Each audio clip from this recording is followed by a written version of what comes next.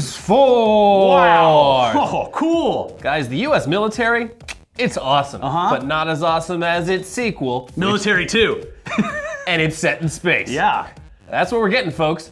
Space Force. So I had a meeting on Monday, at a meeting of the National Space Council. President Donald J. Trump, he said this. I'm hereby directing the Department of Defense and Pentagon to immediately begin the process necessary to establish a Space Force as the 6th branch of the armed forces. That's a big statement.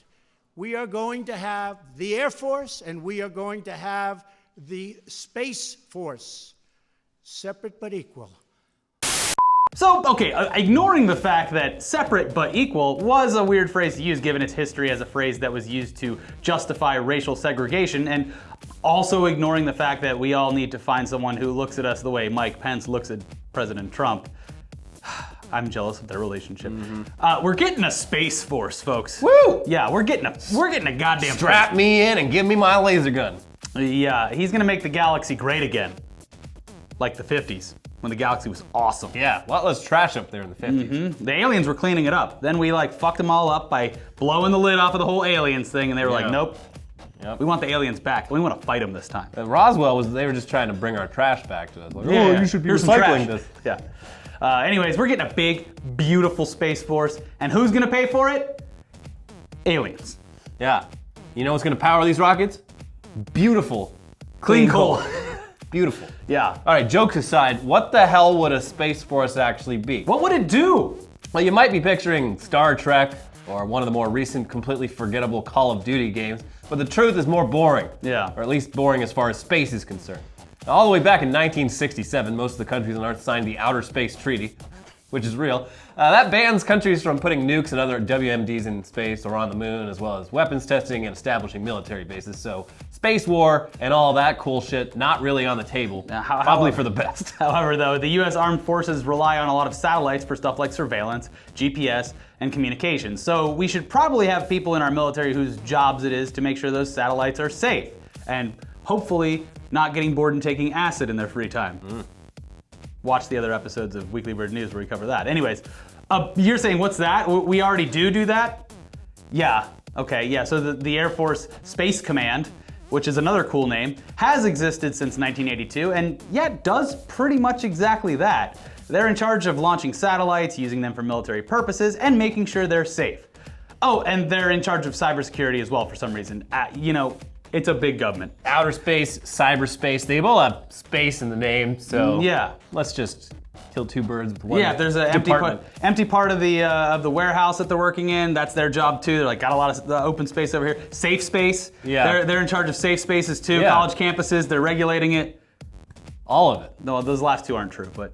So anyway, it's unclear why exactly those responsibilities should be taken from the Air Force and spun off into an entirely new and separate but equal branch of the US military. Even more confusing is the fact that this Space Force announcement was not mentioned in the pre-meeting briefing from the Executive Secretary of the Space Council, nor was it mentioned in the fact sheets given to the media in attendance, nor was it mentioned anywhere in the actual directive that the president signed at the end of the meeting. But he likes surprises. Boom, we're getting a Space Force. One of his original campaign things was like, why would you go and tell everyone what you're doing? That's right. Yeah. Keep the world on its toes. And we're then he getting was Space Force. At the end of it, he's like, don't tell anyone, that's considered spoilers. You gotta wait 10 days before you go and tell the public. It didn't come completely out of the blue though, since Trump has said multiple times in the past that he wants a Space Force. This time though, he specifically asked the chairman of the Joint Chiefs of Staff to go ahead and do it.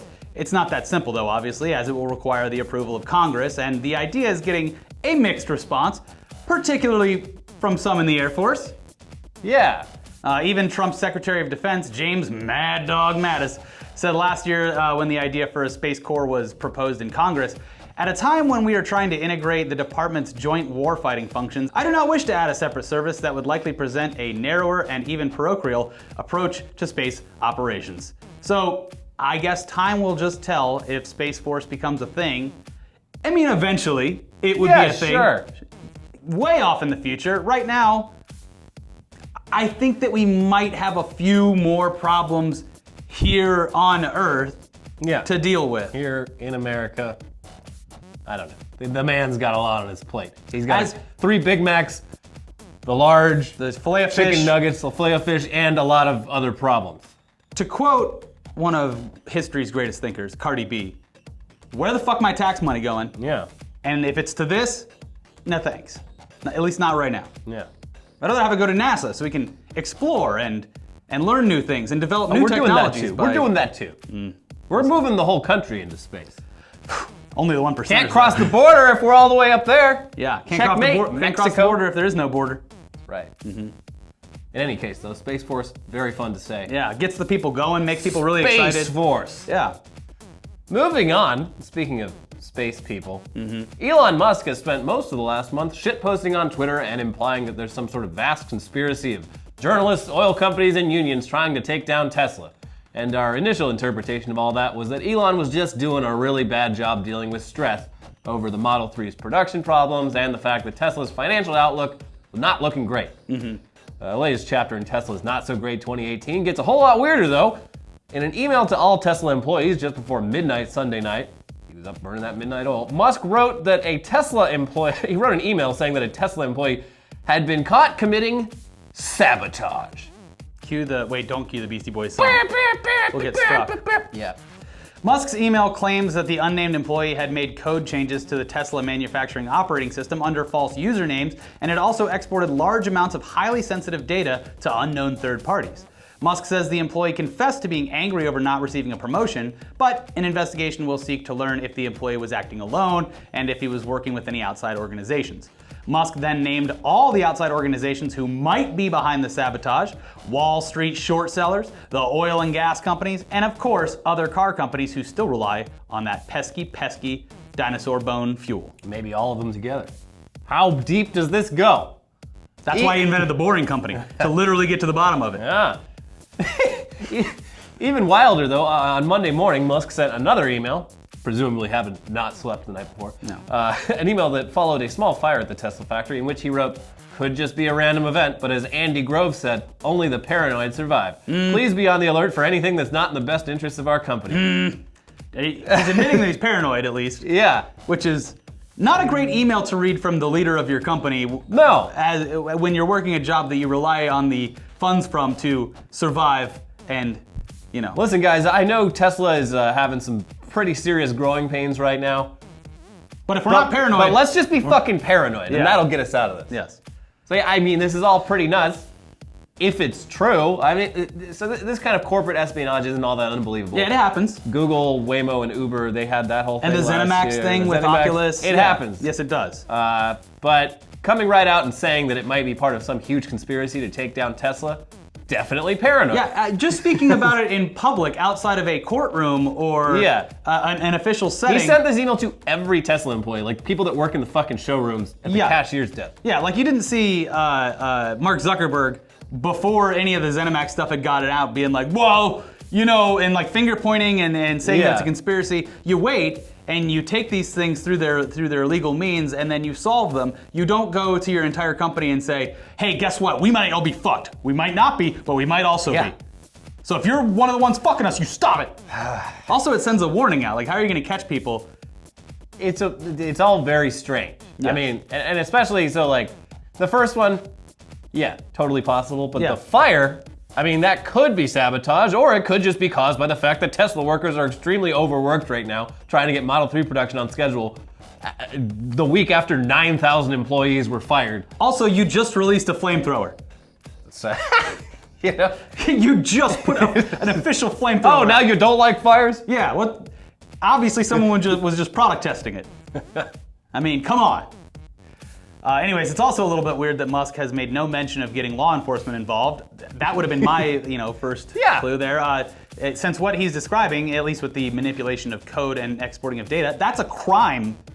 And he claims to have already caught the guy and got a confession out of him. Pretty clear-cut case here. Yeah. Also, if this is in fact totally true, it should be very concerning to Tesla owners that some dude was able to go in and change a bunch of computer code on a line of cars that relies on computer code for shit like autopilot. Probably has nothing to do with that at all, but not gonna make consumers any less worried about it. Yeah. Seems like this is all something that should be more secure and shouldn't be able to happen in the first place. So this is definitely a case of we're gonna need a lot more information Yeah. before. It's just very odd. It is. It's very odd. Yes. But hey, speaking of Elon Musk, maybe he'd be a little less stressed out if he wasn't trying to run like 7 companies at once. Though at least he's getting some more positive news out of one of those companies, the Boring Company. When they're not selling flamethrowers housed in airsoft guns, the Boring Company's other focus is on revolutionizing public transportation with underground tunnels that can transport both cars and pedestrians at up to 150 miles per hour.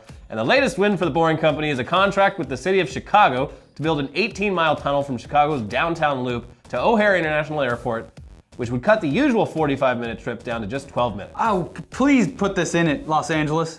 Yeah. Because Getting to the airport, I've been in pretty much everywhere. It's I've the been in worst. the car longer to get to the airport than it took for my flight to get to its location before. This is every fucking major city. New York City. Oh, I've landed in New York. It's right over there. I can see it. See in an hour and a half. 90 minutes later. Yeah. $100 Uber ride later. Anyways, back to the Chicago thing. Tickets for this one would cost $25, and the cost of building the whole damn thing, $1 billion. It's actually significantly lower than typical tunneling costs, and the Boring Company has agreed to pay for all the upfront costs. It's almost like the solar panels thing in Australia. Yeah. This almost sounds too good to be true, and it might be. Who knows?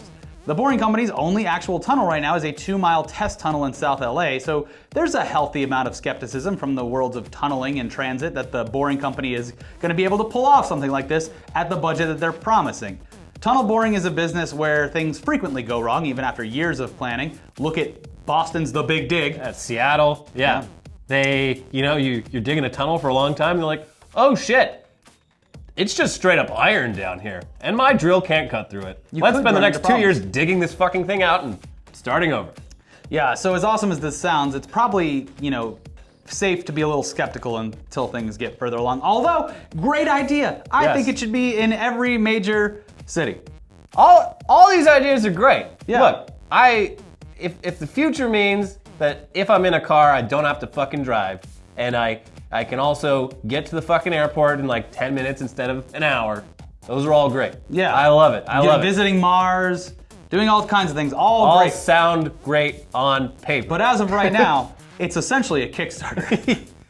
Yeah. But he's self-funding it, which is fine. Yeah, it's your cool. flamethrower money is going to make the city of Chicago get to the airport. Yeah, it's like if you were selling tiny little coolers to then fund the coolest cooler. That's right. Then it's fine. But when you go and do the coolest cooler first and it fails, people are going to be upset. Yeah, the coolest cooler does everything until it does nothing. Yeah. Moving on though, if you're of the opinion that most internet memes are low-effort trash, there's a new study out of Stanford backing that up, in which an AI was shown a bunch of memes and then tasked with creating its own. Here are some of those memes. As you can tell, these are not great and barely qualify as jokes, but when researchers presented AI-generated memes like this to their human test subjects, they found that their test subjects could not effectively tell the difference between AI-generated memes and real memes from the internet created by people. Yeah, there's no difference between shitposting and AI shitposting. Bot posting. Yeah. So yeah, I mean, there are some great memes out there. They at least make sense. Yeah. They're not like the strung together kind of weird shit that we've seen before. The memes, I think it's easier for the AI to decipher it because it's primarily 2 blocks of letters referencing the look or emotion and that's they're all in the photo. they're all shitty template memes. Yeah. From, like makeameme.com or whatever. So yeah, I mean, like, look, the meme game is at the top of its game if you know where to look. There's some great memes out there. The vast majority of internet memes, though, are just, the same templates getting abused by children and old people over and over again. So it's no surprise that shit posting and bot posting would be indistinguishable. They were like, that meme where it's just the guy from Shrek with the letter E over his face. That's gotta be AI, right? And like, no.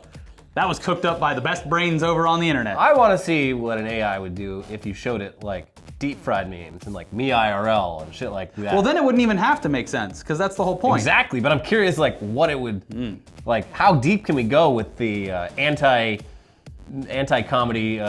absurdity of it? Yeah, the new Tim and Eric debut on Adult Swim is going to be written entirely through AI. Yeah. And proof positive, someone made a real version of the Olive Garden commercial. Oh yeah? Yeah. Which was, look, the Olive Garden thing, very funny. I think it was a joke. It wasn't written by AI. It was not written by an AI. And there was, when it came out and got all big on Twitter, people People actual AI research came out and they're like, look, it's very funny, but it's almost 100% not real. Here's why. And there's just like this deep analysis of like how it was impossible for that to be real. The future's weird. Anyway, now it's time to let you know that this episode is sponsored by Udemy. Udemy. Sorry. The largest marketplace for online learning. Whether you want to learn something new or just sharpen your skills, Udemy has an extensive library of over 65,000 courses taught by expert instructors. Oh, ever find yourself thinking, I wish I could do that? We all do. Well, with Udemy, you can. From web development to digital marketing to Japanese cooking courses, Udemy has something for everyone. While other online learning companies charge hundreds of dollars per class, Udemy courses start at just $11.99. Plus, each course comes with a 30-day money-back guarantee for risk-free learning. Every day, students around the world choose Udemy to discover new passions, expand their skills, and even change careers. Improve your life through learning. Download the Udemy app to learn anytime, anywhere, or visit www.ude.my/newsday today. That's www.ude.my/newsday. All right, now let's pass the talking stick over to Phil Lorigo for even more hot, fresh, sticky takes from the news this past week. Put it in my mouth, Phil. So, I'm not sure why you'd send some random company your DNA to get tested, yet here we are with all these DNA testing companies just waiting for you to spit in a tube or swab your mouth and then give it to your mailman. You probably heard of 23andMe, they're kind of the big boy in the space. Have you heard of Canadian company ViaGuard Acumetrics? They sound fake. Well, these guys are really setting themselves apart from the rest of the pack by providing completely inaccurate results. How bad are they, Phil? Well, let me tell you. ViaGuard has been used exclusively by the Confederation of Aboriginal People of Canada, or the CAPC, to determine if people have DNA of native North American descent and which tribes their ancestors belong to. Seems simple. Louis Cote worked with the CAPC to collect DNA samples and started to get some suspicious thoughts about some of their results. So he bought 3 tests from ViaGuard and sent them in. 2 of them were cheek swabs with his own DNA. You know, that's normal.